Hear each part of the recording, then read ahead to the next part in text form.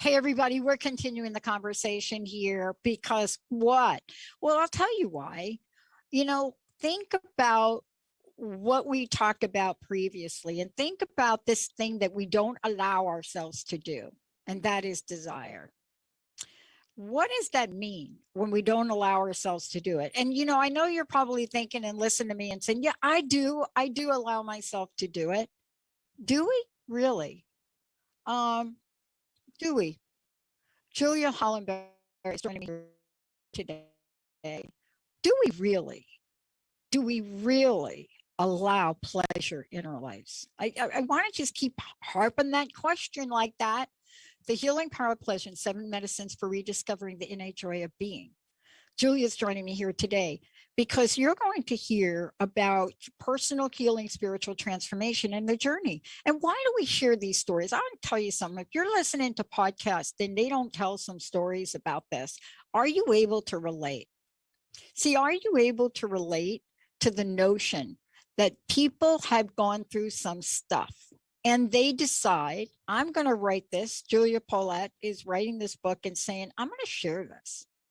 Because not just being a therapist, but a mystic, a healer, a facilitator has helped countless people navigate the waters of doubt, navigate the waters of unidentifying oneself, navigate the waters of compromising and minimizing our desire and ability to love and be loved. But what if we could let go of all of that? What if we could do what we talked about is there is no past, here we are. We have a clean slate right now.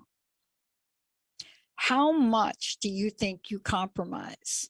But let's talk about the healing power of pleasure for a moment, because I've often wondered, why were we given this? And now we have a word for it, it's called pleasure. But why were we given the ability to experience this? And it is one of the things in life that we will cut off faster than you can shake a stick. Julia, it's great to have you. Welcome to the show. Thank you very much. Yeah. What do you think about that? Is that true? Is that a little self-projection? But it's true. These two words, desire and pleasure, and we have so stunted their growth. As if these two things that we were given innately, that as human beings, right, that we have this within ourselves. And yet, day to day, here we go. We're going to be last on the list. Pleasure is not in the vocabulary. Maybe my schedule is. Delight's not in my calendar. I want to ask you, given what you're writing about, given what you've put in this great book, right? Can't wait to talk about the medicine of sensing. Given everything you have in here, I would love to know what challenges, what obstacles you had to overcome to get to this point, to get to be the teacher of this, something so important. I began with birth trauma and brain damage. The loss of a twin in the womb and not wanting to live. And lots of feeling alone and wrong and having no words to describe my own experience.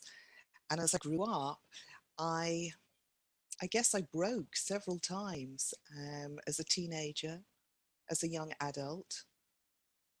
Again and again, actually, until my healing journey gathered enough strength for me to really be here, brave and whole enough to be able to really be here, me. Yeah. Thank you for sharing that. I love the way you phrase that, because that's given me a new insight. People ask me, how did I become the queen of positivity? Now I have a new word for it. I have broke several times in my life to really realize that there is another option, that there is another way. But when we think about what we cut ourselves off from, I can't help to think about this journey that you write about of sensuality and rediscovering, you know, this feeling of delight, this just beautiful sense of ourselves. And yet we just keep cutting it off and cutting it off and cutting it off, don't we? We live in a culture that glamorizes being very busy, and suffering and being in pain and having a miserable time is somehow seen as ticket to belonging. And I remember being very young and knowing without doubt that there was so much more pleasure than I saw the people around me really living. Yeah, I think in your book, you start out by saying, you know, here we are, we grew up and we thought that our pleasure and desire was dependent upon other people. Right. Right.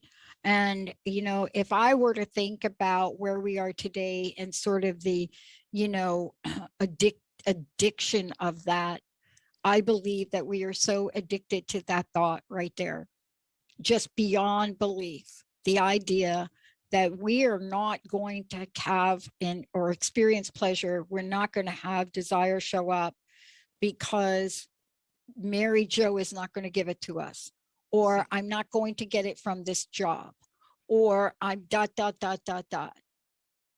It's become a fight, right? It's Oh, become an yeah. addiction. It's become a fight. And what we call pleasure is pretty short lived. It's sugary.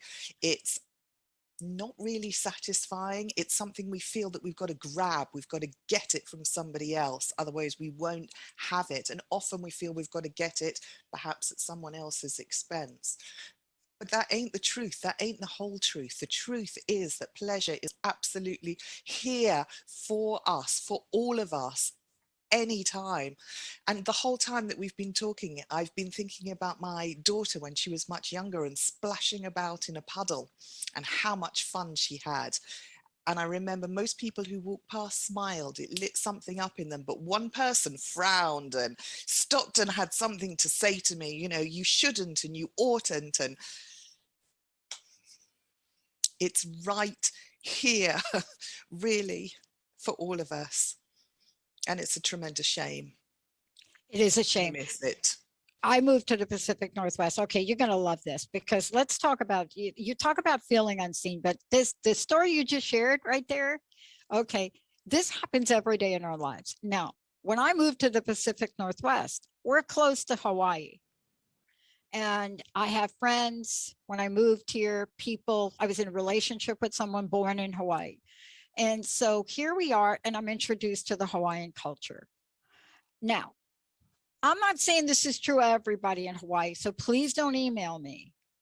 But the comfort with the body that I saw in the people in Hawaii was shocking to so many people that are not from Hawaii.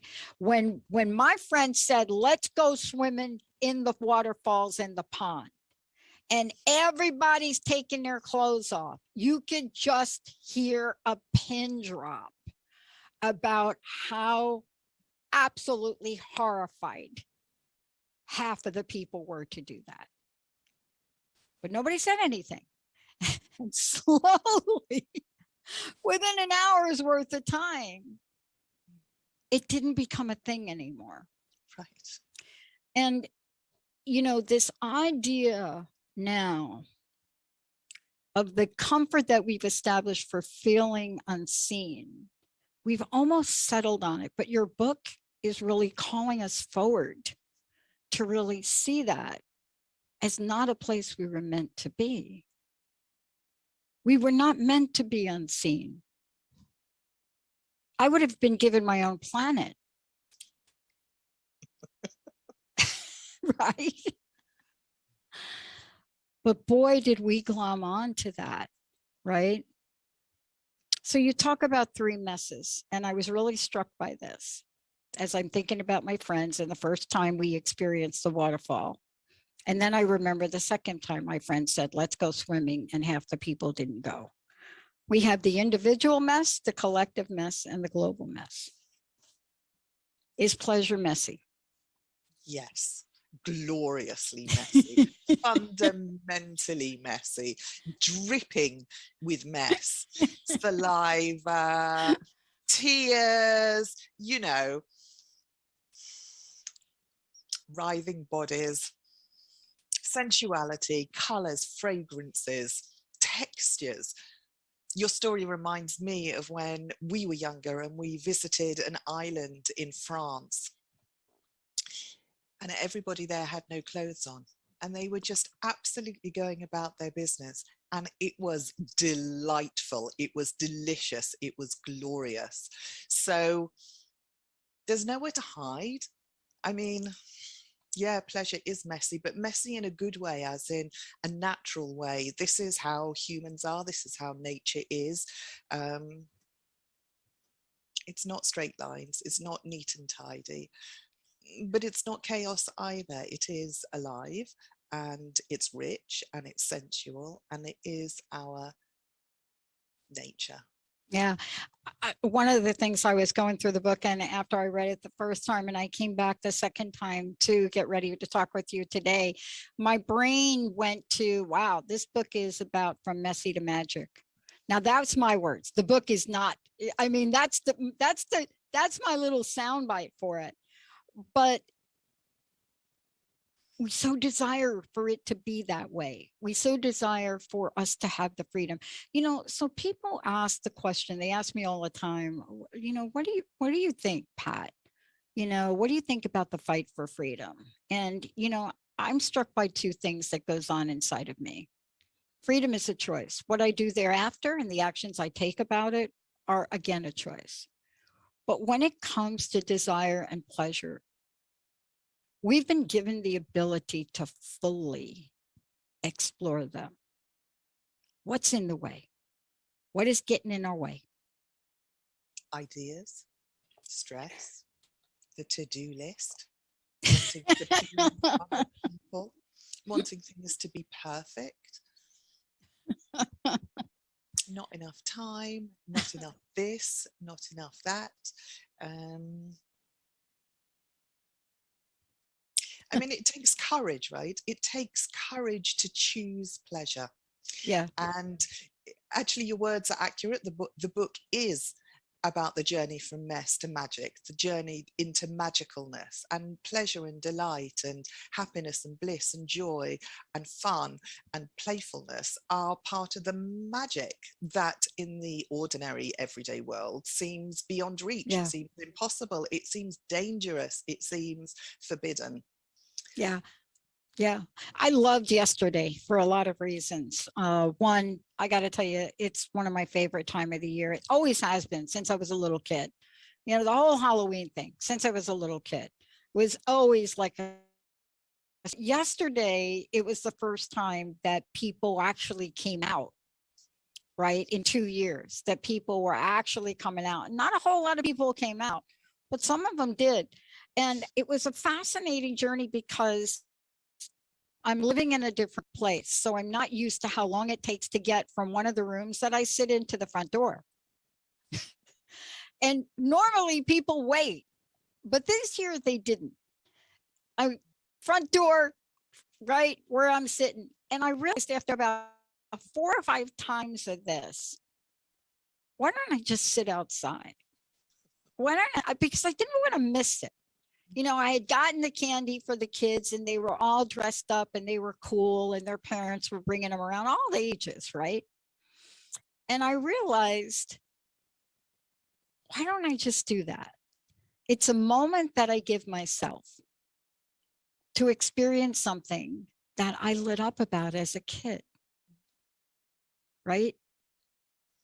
And all the thoughts that come in that will tell you not to do something like that. Should I wear a mask? And then I thought, well, I could put on my mask. I had my feathered mask. But how often do we convince ourselves to let go of our sensitivity, to let go of our instinct, to really put it on the sidelines for something that we think is logical or something that would get us to the shoulds? I should do that. So here in London yesterday, there was a traffic jam of trick-or-treaters, parents and children, all dressed up gloriously. So that was great fun. I think we edit ourselves. I think it's with the logic that we try and get to the logic. I think the instincts are to be trusted often. The gut instincts, the intuition, the impulse that we often don't find easy to follow. It's our edited selves, our attempt to put ourselves all together and be civilized with our masks and our correct behavior. And you're fun to talk to.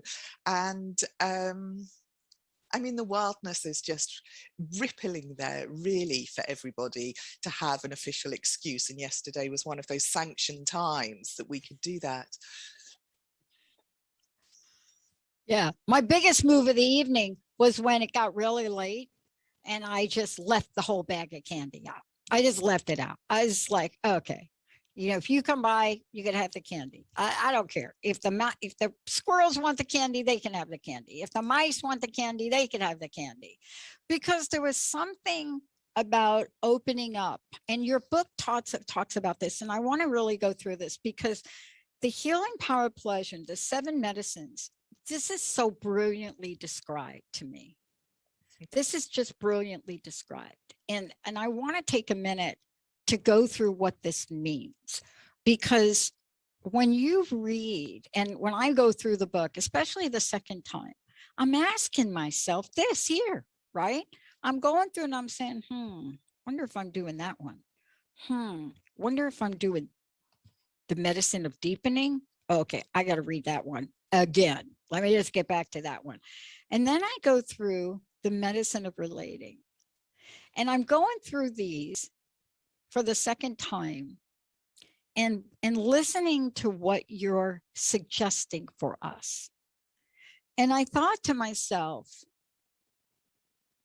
boy, if we could just pick one of each of these, transformation isn't even the word. How were you transformed writing this? Because you can't write, I'm sorry, I've been doing this for like 18 years. You can't write a book like this. I mean, you know, the last time that I read anything like this, I shaved my head. So something had to happen to you along the way to getting this book born. Okay, so I'll tell you the story. All right, tell me. Well, I'll tell you some of the stories. I was a lost little girl, and I always knew without doubt that I would one day write a book. And it is amazing to me that through the ups and downs, and there's been a lot of downs in life, that this has happened, that I have written the book. Half a lifetime ago in my 20s, I began writing the first draft, knowing that when I was healed and evolved and transformed, the second part of the book would be written. And that was like a raw emotional outpouring. And there's one poem from that first draft that made it into the final book, because my interest, my passion, what my heart knows and wants to share has always been the same throughout my life. If I look, you know, it's always been this same topic. And then there was a moment, and I can't say what precipitated it, but I began to write. It was morning, it was evening, it was the middle of the night, it was on train stations, it was in bed, it was in the park, it was in the cafe. And it was really like life was co-creating this book with me. I'd be writing about something and stuff would be happening around me that exactly chimed in with it, that was supporting it. And so it was fantastic for me to give expression to what I've always known. And the way that this book has come into being has definitely been supported by the wings of grace. The way that it happened, that I met the publisher, it's fantastic. Here I am in London talking to you in America. This book is being internationally published. It's all happened in such a way that it's clear that it needs to reach the people it needs to reach. And you asked, how's it transformed me? I'm shy. I'm super shy. Yeah. I'm really shy. My first language is actually without words. putting language to all of this and starting to be visible and audible with what has been inside of me for such a long time. And I always stayed silent because it was better, I felt, to stay silent than to run the risk of being called pretentious or arrogant. That would have been awful. So I stayed silent for a very long time. And,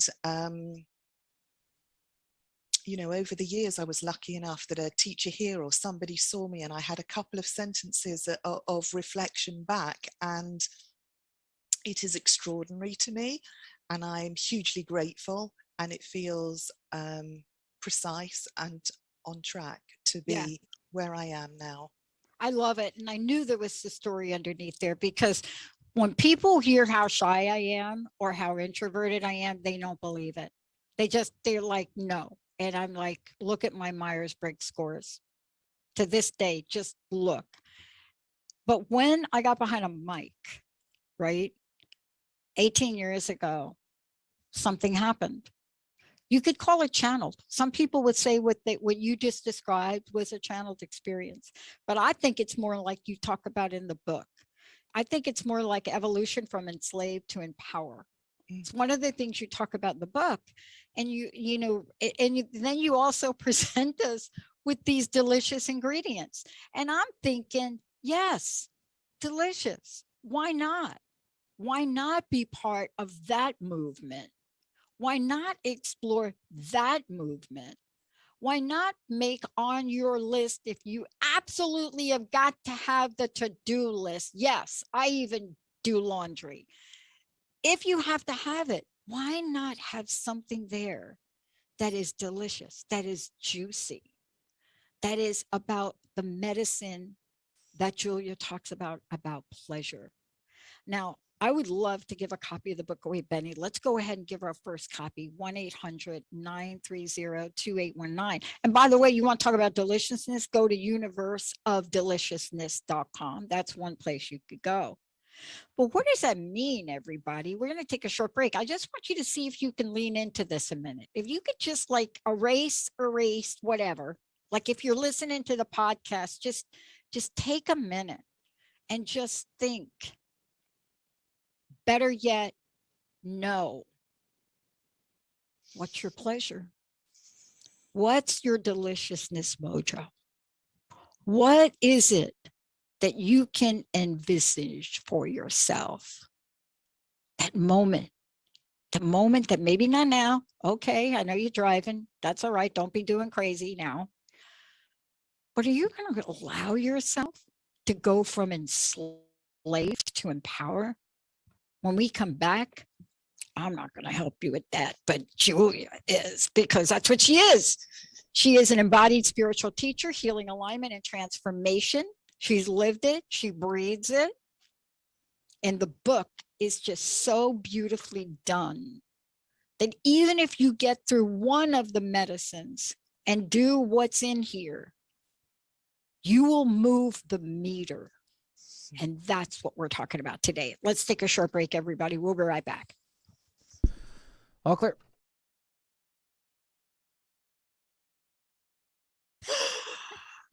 Oh, it's a pleasure. You understand. Life can be demanding, but sometimes our wheels are spinning and we're too focused on making them turn to notice we're stuck in the mud.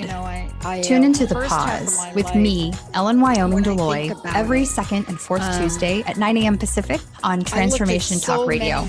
Learn how to stop, reflect, and start moving forward with intention. And if you're really looking to jumpstart your personal development, schedule a free coaching consultation with me at ellenwyomingdeloy.com.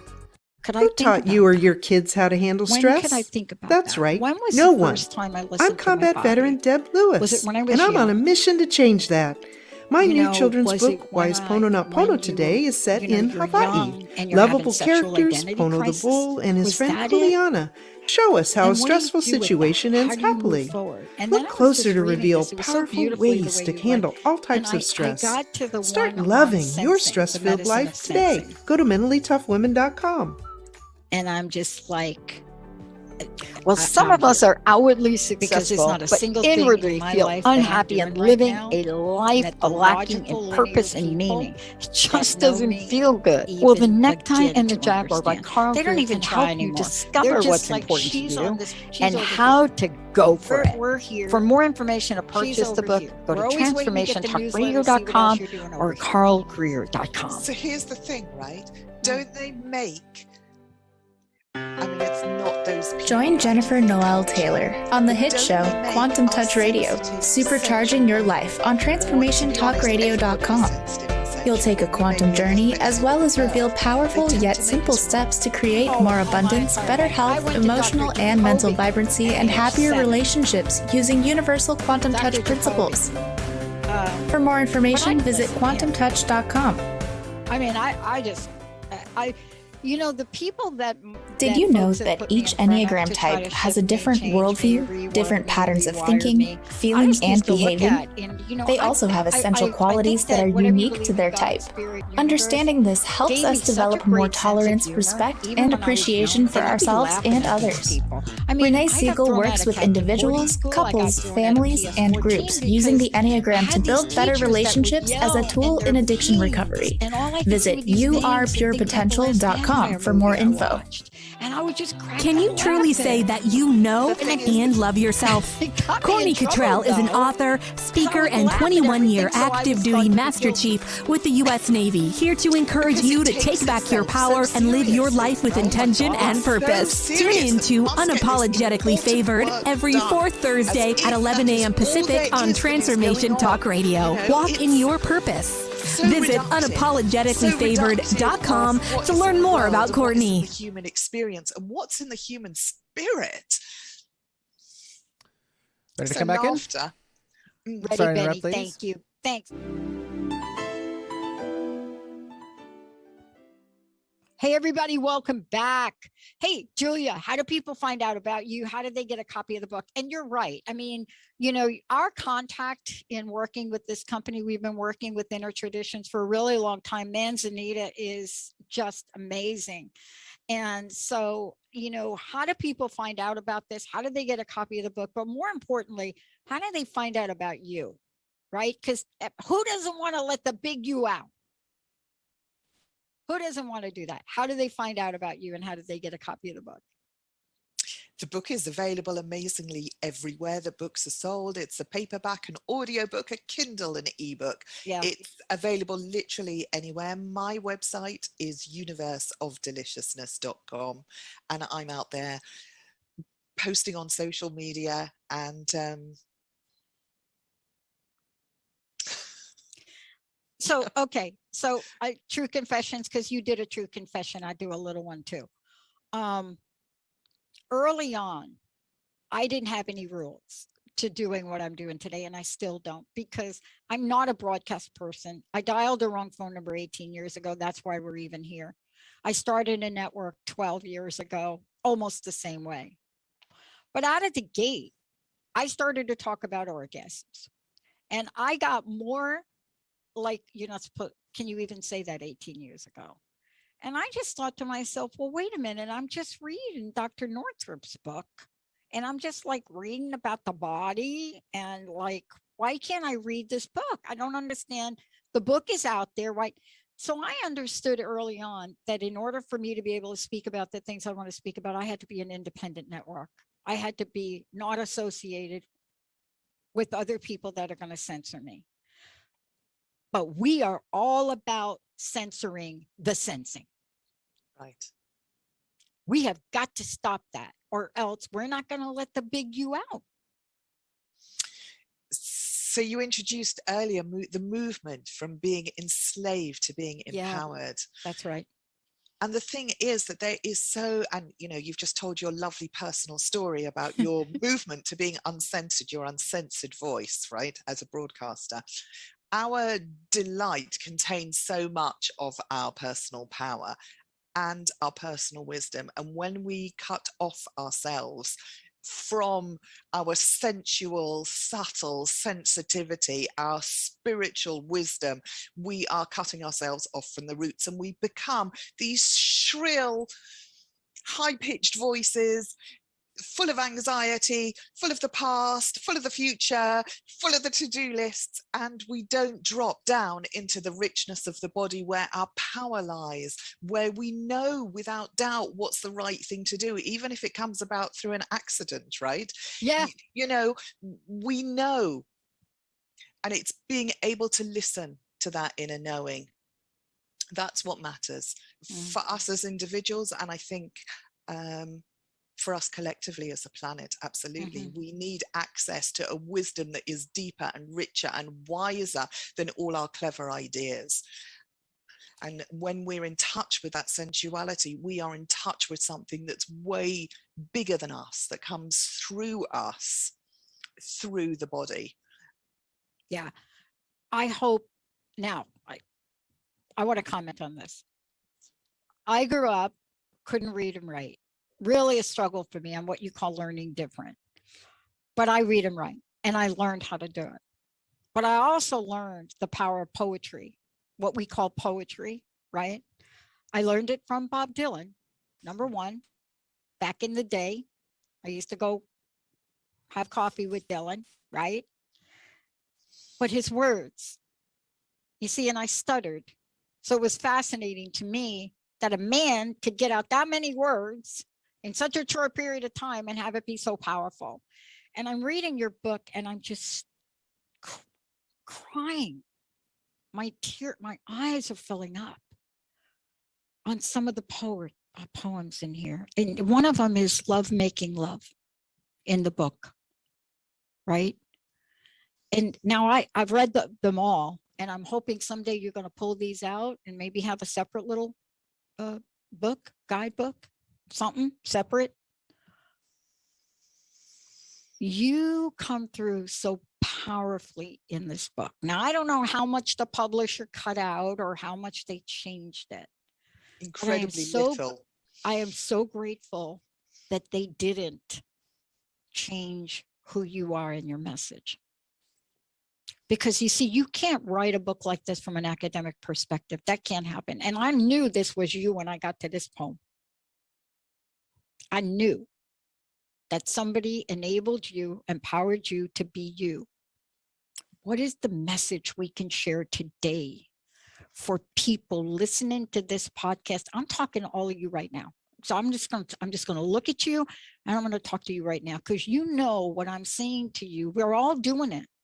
We're all having that place where we're desiring this and we're settling for this, right? We all have that place where our heart is becoming so crusted over. But you know what I like about crust? You can knock it off. You could just get rid of it. You can have your truth. And this is what Julia's doing in this book. Let's talk about what we want to say to the people that have given up on their pleasure, their fulfillment, as you talk about later in the book, their dreams and their desires, because your book is that invitation, I think. I want people to know that however much they are hurting or feeling lost or even desperate, that there is always hope. There is always somebody who you can connect with. And your body is your best friend, actually. And you can choose pleasure over and over and over again. It is a choice. It's a gentle choice of kindness to oneself and kindness to others, to make a plate of food that is beautiful and delicious, and to take the time to prepare it, or to set the table, or to set your work desk, or to dress the way that feels just lovely for you. It's kind of a really soft, subtle, gentle, melting kind of pleasure that we're talking about here. And it also comes through just plain being kind to yourself. Yes, you're frustrated, or yes, you're angry, or yes, you're happy, or yes, you're sad, or yes, you're grieving. And within each of those feelings is a multitude, is a dimension, is a universe of a cascade or waterfall of sensations and experiences of deliciousness. It's like it is right here. If you can dare to stay with yourself, you will find that there is this rich, ripe pleasurableness just underneath that fast, frantic, rushing about trying to please others surface. If you kind of just pull back a little bit, pull into yourself, stay with yourself, you will find that things will split open like a ripe peach or a ripe fig or a pomegranate or a finger in a pot of honey, and there will be the delight. Simple. Not for always, you know, it'll up and down and change and flow, but there'll be enough again and again that will sustain and nourish you. And in these intense, uncertain times, we all need as much resource and ballast and support and deliciousness to help us through the difficulty. I'm going to ask Jacob to pull that clip out. We're going to distribute that clip, because what you just shared, look, one of the things that I think you and I have learned over a bit of a time in life experiences is that if we could experience just what you said, we build up a bank account. And it's a bank account that helps us heal something that wouldn't allow us there, that allows us now to stand on those shoulders and continue. I was thrilled later on in the book, and this is what you just said led me to. I am thrilled that you have a chapter and you didn't change the name of the chapter, because many people do. So when you talk about the medicine of empowering, you didn't call it empowering, you called it power. It is a very difficult word for women, and I will generalize this because the issues, the studies all point to it, but we're more comfortable talking about empowering than power. We are so willing to give up the power that we have within, our instinctual, our psychic abilities. But here you are.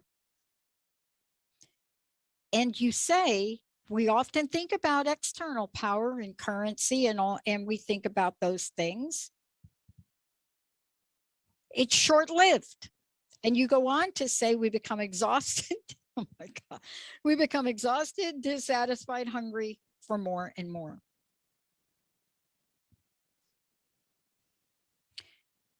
I studied integrity, and I wish I would have had this quote in my study. This is what you say. But the accompanying loss of our personal integrity is a loss of our true personal power. That is a powerful statement. And then you go on to talk about, for the rest of the book, as we move into aliveness. Tell me about this chapter on power. I noticed the publisher didn't cut it. And I could tell from the words that you're using in here, and you say time to grow up. Okay.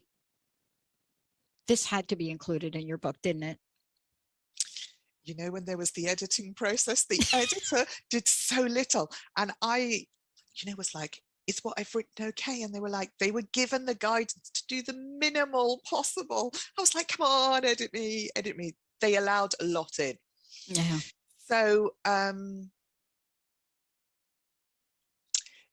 the notion of power, the way we normally think about power, is a masculinized way of power, right? It's physical power, and it's power often over, as opposed to what, you know, the more feminine way of power is to do with the body, and it's to do with inclusion, and it's to do with relationship, and it's to do with creating beauty, and it's to do with sensing and creating order in the home. And these things are not mere trifles. They're not mere decoration and mere silly feminine fripperies. There is a tremendous power in holding the home, in bringing up children, in being true and honest. That's for, of course, for all genders. So us humans are incredibly powerful, way more powerful than we are encouraged to believe by the way that we are, most of us, brought up. And that power is a good power. It's not a bad power, as parents or teachers might fear the power of children. It's a positive power. Everybody inside of them really wants to make a positive difference in the world. Everybody inside of them has got a nugget that they know that they've got something special that they've got to offer the world in this way or that way. Everybody knows, has got their own dreams and hopes, and I believe in humans, and there is tremendous powerfulness in all of us. Yeah. And together, if we were to really live that, I think we'd create something very beautiful. And I think you had to talk about it before potency. I think you had to talk about it before this notion of aliveness, because one of the things that so often we think is not powerful is what you talk about: vulnerability is strength. Vulnerability is strength. I mean, that took me a lot of years to figure that out, but also, you know, freedom and choice and self-love. And it then gets us to the place now. Matt James said to me a lot of years ago when I first started doing this, and I really was doubting myself, but I was talking to him about it. And he said, which is one of his famous quotes, you know, Pat, whatever you think you are, you're more than that. I never forgot that quote, and I live that every day, whatever you think you are, because what he's reminding me of is the mind's ability to harness a limitation that the heart and imagination knows nothing of. And when I read your chapter on aliveness, and I read your chapter on potency, and especially, thank you for the Einstein quote, imagination will take you everywhere. And so often we grow up being told not to imagine. Isn't this the time now for us to literally rev up, create the deliciousness of imagination, and not bust out of the box, but live as if there were no box? Is that what you're asking us here? I think that the healing journey is both not simple and incredibly simple at the same time. And yeah, I mean, I don't know, I just feel so hopeful in this moment. It's like, again, it's like a subtle sidestep from all the ideas that the outside world gives us. I remember this story that I used to love when I was younger. May I share? It's from a book that I read. It's from a science fiction story, and it was of this being that was absolutely free and could travel anywhere in the universe. And then it arrived on this planet. It arrived in this playground, and one of the children saw this alien and went, "You're so and so," and the so and so was trapped. The free alien was trapped as so and so. The children had been playing hide and seek, and that being was trapped forever in the way that the others saw him.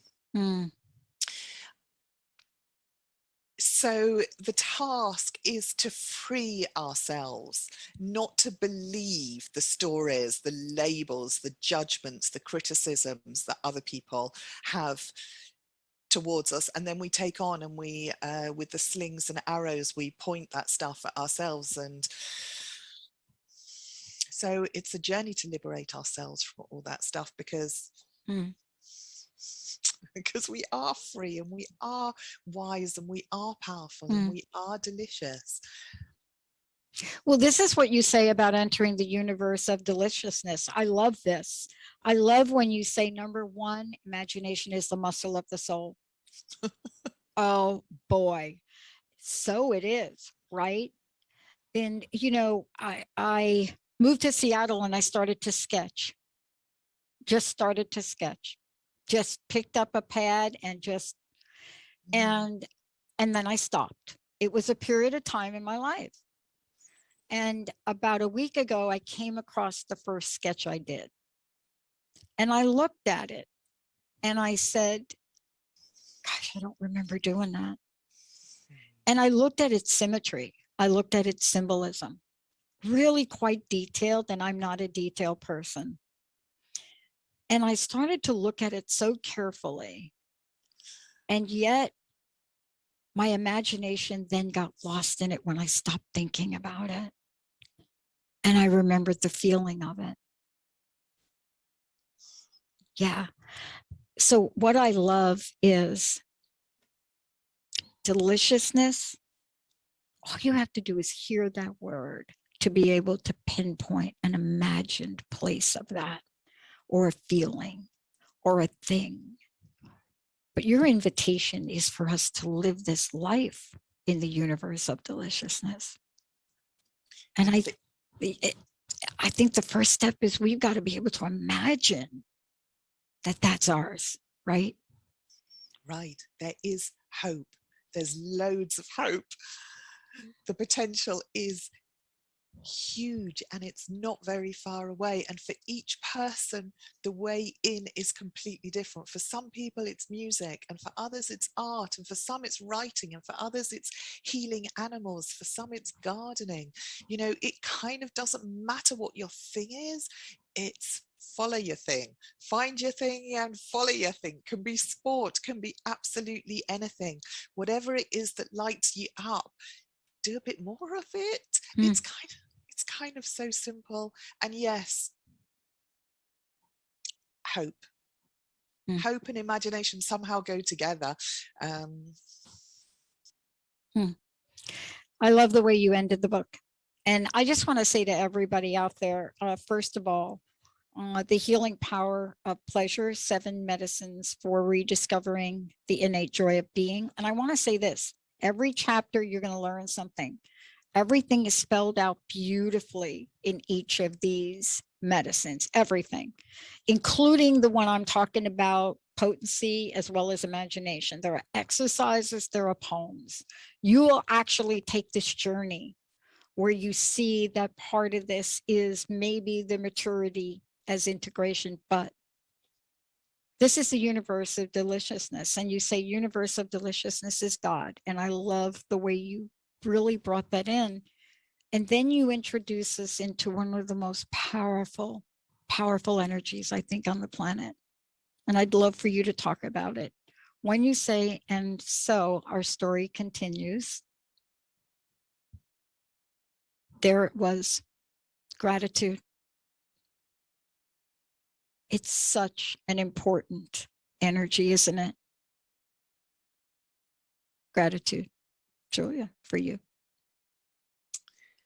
I'm thinking of all the people who were once children, and all the children had a spark of hope in them and a knowing of the future and the world and what it could be.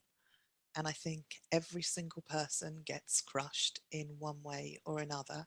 All our stories are different, but everybody gets hurt along the way. And there's hope for everybody. And there are many ways to reclaim that power and deliciousness, imagination, gratitude. There's many technologies, there's many ways to get there. And ultimately, it's realizing that life is not against us. We're not in a competition with other people. We're not in a competition with our siblings or our colleagues or our neighbors. We're not in competition with life. Actually, life really wants the best for us.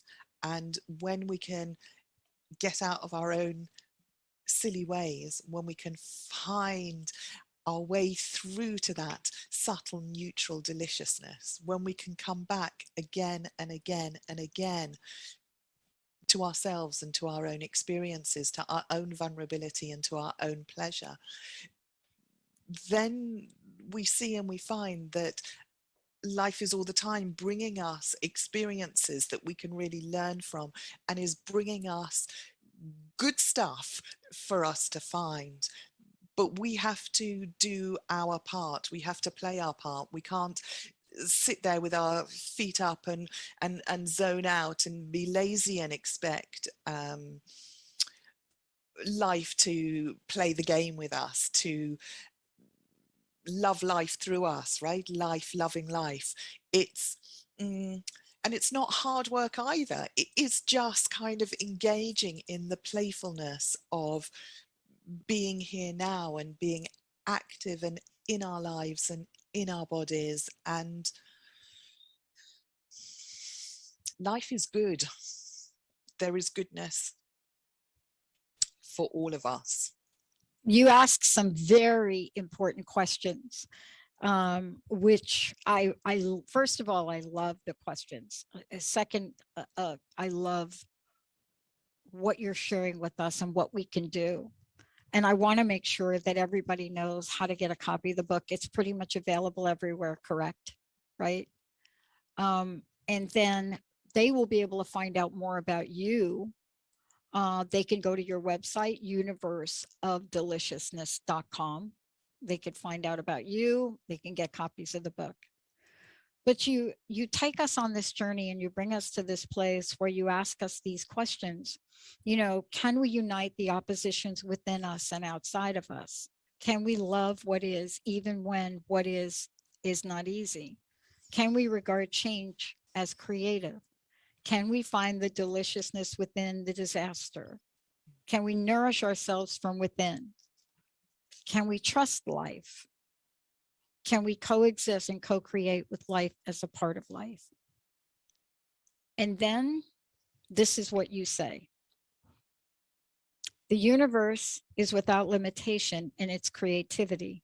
May we live our wisdom and pleasure in sensual, soulful, sensitive exchange with others, with depth and with earth.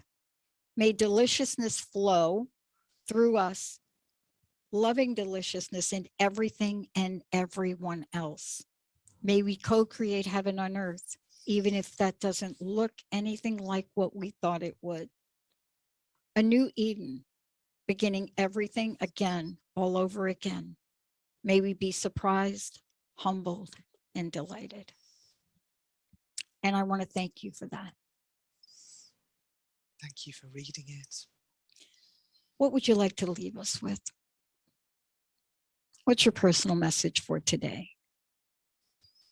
That it's okay to have a rest. That it's okay to be imperfect. That it's okay to get things wrong and make mistakes over and over again. It's okay to be vulnerable. It's okay to want more, a lot more from your life. It's okay to want to contribute a lot into the world. It's okay. It's okay to really enjoy yourself. We all are worthy and worthwhile. It's really, really okay to enjoy your life, to enjoy your body with kindness and respect to yourself and to others. I kind of want to say it even again. It's really, really, really, really, really okay to enjoy your life. And it doesn't need to look dramatic or glamorous or big or like anybody else. It's your life. Well, I'll tell you what you've given me to do on this day. And that it's our planet. Yeah. I live in the Pacific Northwest. And now I have a new thing that I will be doing as I get in and out of my car in a place where it rains a lot. I am going to splash in the puddle. I'm going to have that moment that you described of splashing in the puddle. And you know what? It's also okay to do the opposite, which is to feel stressed and to feel hurried and to feel frustrated And within that is the enjoyment of the stress and the frustration. So it doesn't really matter which way you travel. Exactly. There is always pleasure available.